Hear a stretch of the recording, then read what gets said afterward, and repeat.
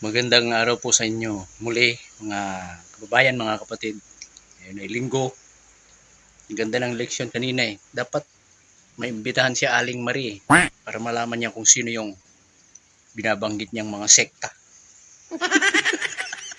Ang Iglesia ni Cristo ay hindi sekta, hindi rin kulto. Marami nagsasabing kulto. Hindi ninyo alam kung anong ibig sabihin ng kulto. Hanapin ninyo sa Google kung ano ba ang kulto. Hindi naman ganoon ang Iglesia ni Cristo. Paninira lang yon yung mga sinasabi ng mga taong nagsasabing Iglesia ni Cristo ay kulto. Maraming salamat po. Magandang araw. Ito naman puli. Uusap na naman tayo. Gaya ng sinabi ko, maganda yung leksyon kanina tungkol sa mga relihiyon na maraming sekta. Yan, si Aling Marie. Kabilang yan sa mga sekta. Ang kanyang relihiyon. Walang batayan. Wala bintang. Pero hindi siya ang ating topic ngayon. Si Epipanyo Labrador. Kasi kung panonoorin niyo yung mga recent video niya, mga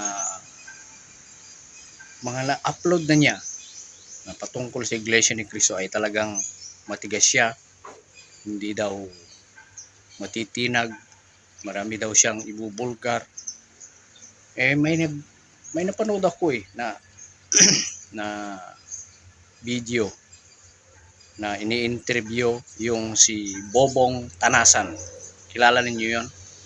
Bobong Tanasan.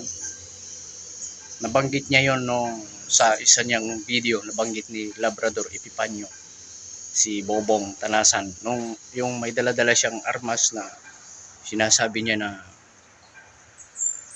sisintensya niya. Bobong Tanasan.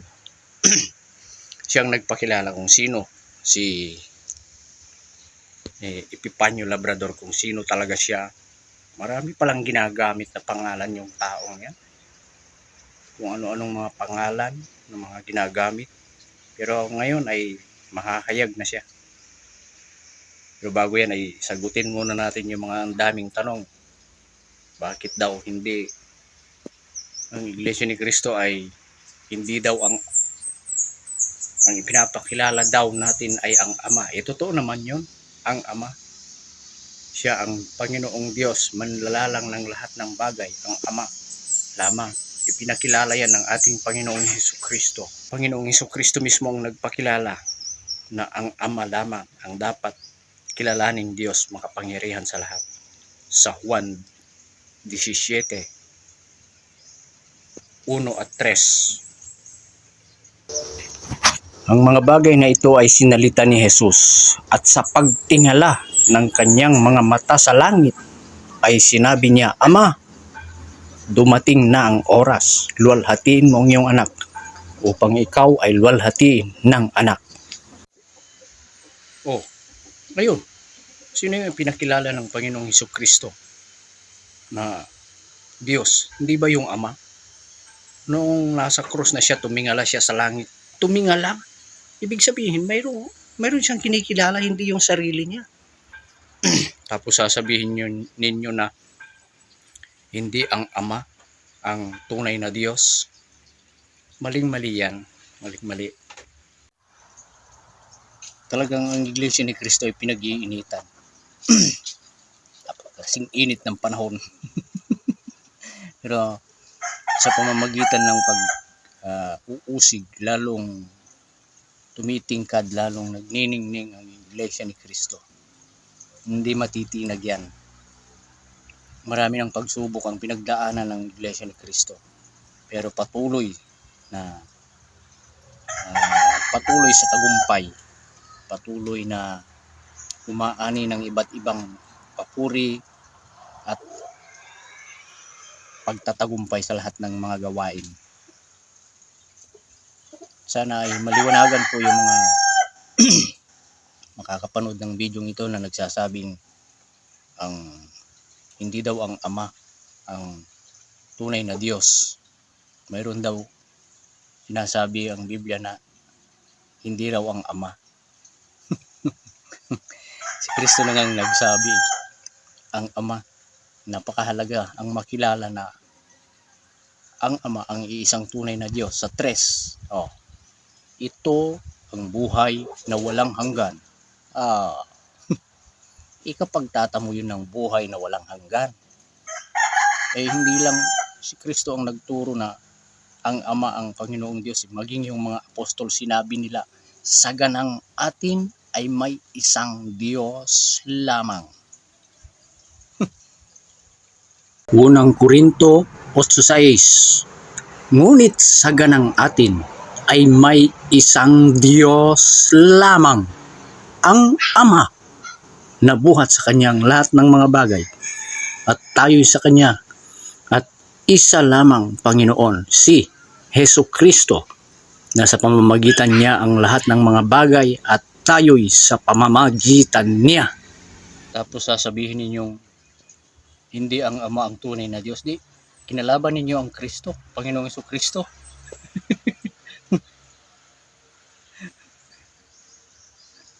Ang ating Panginoong Diyos mismo nagsabi, ako ang Ama, manlalalang sa lahat ng bagay. Sinabi niya. Tapos sasabihin mo, hindi ang Ama ang tunay na Diyos. Ay, naku po. Nakakalito itong mga ganitong mga tao. Ang Panginoong Hesu Kristo po ay tao.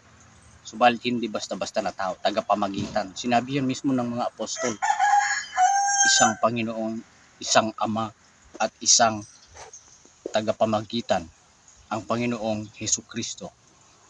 Isinugo siya ng Ama, ang ating Panginoong Hesu Kristo. Sa Juan, doon sa Juan 8:42, isinugo siya ng Ama. Mayroong nagsugo sa kanya. Ang nagsugo, ang Ama. Yun po. Sana maliwanagan po ninyo. Noong isinugo na siya ng Ama, ano ba ang ginawa ng Panginoong Hesus Kristo? Nangaral siya. Pinangaral niya, ako anya ang pintuan. Ang sino mang taong pumasok sa akin, maliligtas. Basahin po ninyo sa Juan 19. Sabi niya, ako ang pintuan. Ang sino mang taong pumasok. Sino man. Ibig sabihin, walang pinipili, walang itinatangi, bata, matanda, babae, lalaki, mayaman, mahirap, kahit sino ka pa. Pwede kang pumasok.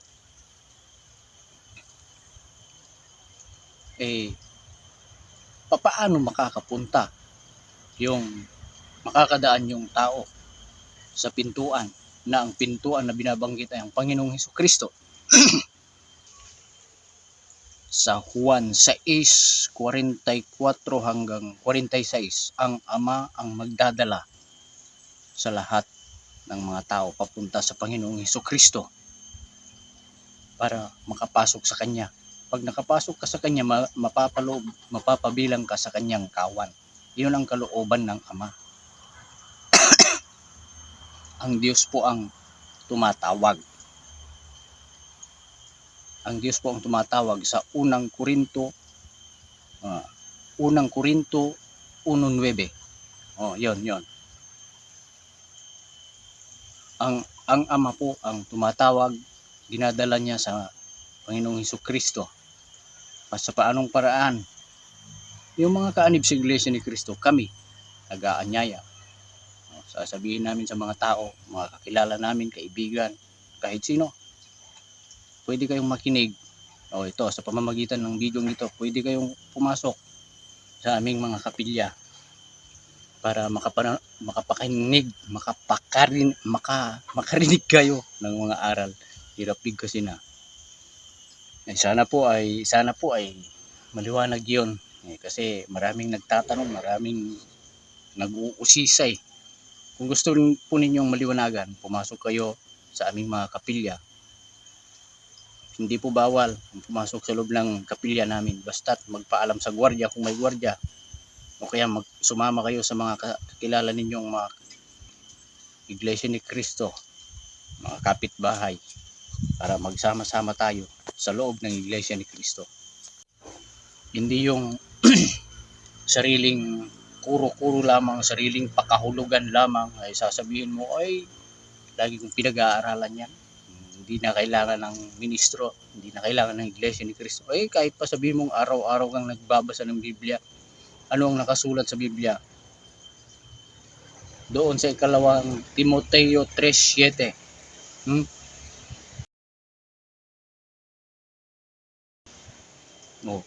Liwanag na laging nagsisipag-aral ngunit kailan pa man ay hindi nakararating sa pagkaunawa. Ay sapagkat ang Biblia po ay nakalihim sa hiwaga. Nakalihim na hiwaga pa. Ganyan po ang Biblia. Hindi po basta-basta mauunawaan ng sino man. Mayroong magtuturo. Hindi yung sasabihin mo, mabait ako, matulungin, mapagkawang gawa. Gaya ng mga vlogger na ang content ay tumutulong, may mga nagbibigay ng pera, pagkain, mayroon pang ang bahay. Pero mayroon bang halimbawa sa Biblia na yan ang ginawa niya, tumutulong noon? Mayroon, si Cornelio. Kwan yun, official ng mga sundalo. Pero hindi yun sapat. May nagpakita sa kanya na anghel, sinugo ng Ama. Tawagin mo yung may pamagat na Simon Pedro para pangaralan ka. Ibig sabihin, doktrinahan siya para mabautismuhan. Kasi yung mga ginagawa niya ay isang ala-ala lamang. Sana po ay maliwanag na yun sa inyong lahat. Ito, puntahan na natin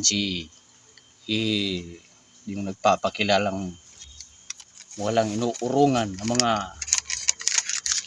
politiko daw, kahit sinong tao, si Epifanio Labrador. Panoorin natin kung sino ba siya, ano ang pagpapakilala sa kanya ni Bobong Tanasan. Ano sir, tumawag ako sa sa messenger niya. At saka nakiusap. Kumbaga nakiusap ako sa kanya na bakit niya sinali ang pangalan ko doon. Saka binanggit niya pa yung pangalan ng mayor doon na ito daw kung hindi daw namin siya kausapin within hanggang 12 noon, ipapalabas na daw niya ang kanyang nabuong video. So sabi ko, bakit naman madamay yung mayor sa hinubaan na mabait ang tao na yun? Kasi sabi niya ganito daw. So sabi ko sa kanya, brother, kasi akala ko Muslim siya eh. So yun, parang wala lang sa akin. So ginawa ko ang aksyon, pero gumawa din ako ng aksyon. Kaya doon nahuli ko si Epifanio Labrador na magpabayad pala para ano sir? Paano po nahuli na bayaran si may kasama akong government law enforcement din sa gilid ko. Sabi niya, sige, hulihin natin. Tingnan ninyo, itong si Bobong Tanasan ay nakasama niya sa priso, sa kulungan. Doon sila sa isang selda daw at ayon sa kanya ay nagpapabayad daw. Talaga, nagpapabayad. Yun ang kanyang hanap buhay. Sisiraan niya kung sino-sinong mga tao para bayaran lang siya. May napapansin ninyo yung may video niya noon na pinagbabantaan niya si Tanasan, Bobong Tanasan. Yan yun. Para malaman natin kung sino talaga si Epifanio Labrador na maraming pangalan na ginagamit. Ituloy natin. Panonood. Para ma-entrap natin. So, yun ang advice ng kaibigan ko na Colonel. Sabi niya, kausapin mo para mahuli natin to. Pwede natin to mapa-entrap sa cybercrime. Okay. So, extortion yung sir ang lumabas. Extortion, yes, tama. Patay sa Negros Oriental noong 2019. Sa eksklusibong panayagan News 5, sinabi ni Jasper Tanasan alias Bobong Tanasan na imposibleng maging bahagi siya sa krimen. Nakakulong daw kasi siya nang mangyari ito. Kinasuhan ng murder sina Tanasan, Congressman Teves at 2 iba pa kaugnay sa pagpatay sa dating NBI agent at Noy Negros Oriental Board member na si Miguel Dumog. Pero giitinasan, umaagad nilang sa kanila ang tumatayo ngayong testigo at nagdidiin sa kanila. Hindi na pinangalanan ni Tanasan ang testigo, pero dati raw itong empleyado ni Neves at tinanggal sa trabaho. Mayroon po siyang binabanggit na pangalan na Jimwell Hubro na humarap na di umano sa Senado. Yung Jimwell Hubro na yon, siya si Epipanyo Labrador. Kumakalat ngayon yan sa social media. Kaya pala siya laging naka-face mask kasi nakarating na pala sa Senado yan, naging tawag nito witness, nilagay sa witness protection program daw ayon kay Bobong Tanasan. Tingnan niyo kung ano-anong mga pangalan ang ginagamit niya. May mga yung sa maiksing salita, yung ibinibintang niya sa iglesia na mga masasamang ugali, siya pala ang gumagawa niyan. Talagang yung mga followers niya ay hindi ko alam kung alam ninyo ito, pero ito ang katotohanan. Narinig ko lang ito sa kay Bobong Tanasan. Kasi mayroon siyang si Epipanyo Labrador o Jimwell Hubro, mayroon siyang sama ng loob kay Bobong Tanasan. Pero nauna lang daw siya na lumabas sa kulungan si Epipanyo Labrador. Nahuling lumabas si Bobong Tanasan. Pero nagkasama daw sila doon sa kulungan. Matapos daw mag-dispalko ng pera. Nandaraw si Tanasan na umarap sa Senate. Ayun, napapanad niya. Justice kung kinakailangan. Itong lahat is manufactured evidence. Hindi ito totoo. Kasi kung ako ay nakagawa ng kasalanan sa 2019, hindi na nila ako makikita dyan sa inubaan. Yung kaso, harapin ko yan. Mag-execute din ako ng affidavit dahil alam ko na wala akong kasalanan. Hindi kasi nakadali yung interview kasi ano yun, papangdali ang interview. Hindi niya nasabi kung tutok ba doon sa kay yung Miguel Dumog na case. Hindi ko natandaan yung hindi ko kasi alam yun, sir, kung ang tanong niya sa akin. Sandali ha. Ito pa lang si Epipanyo Labrador ay talagang likas na sa kanya yung pagiging sinungaling. Marami siyang ginagawang mga kwento, bagay-bagay na hindi totoo dahil kasi siya ay bayaran ng huhut-hut. Tapos sa mga video niya ay sinasabi niya maraming tumutulong sa kanya. Ay nako, huwag kayong maniwala sa mga video niyang yan. Kasi nungalingan yun. Ay si Bobong Tanasan na mismo ang nagpahayag, nagsalita yung katotohanan. Kaya laging naka-face mask yan. Yung pala ay si Jimwell Hubro, taga Negros. Ito, panoorin natin ulit.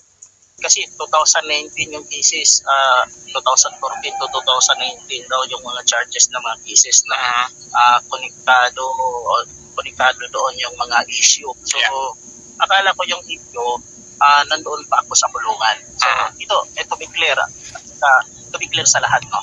Yung tanong kasi ni Sir De Leon sa akin, hindi ko alam kung anong kaso ang gustong itanong. So, ito pala pinalabas ni at the end, sa likod, yung kaso ni Board Member Miguel Dumog po. Okay. So akala mo yung yung ngayon lang, yung Ibang kaibigan mo. Hahaba tayo ng hahaba pag tinapos yan. Ay, naku po. Hay. Epipanyo Labrador.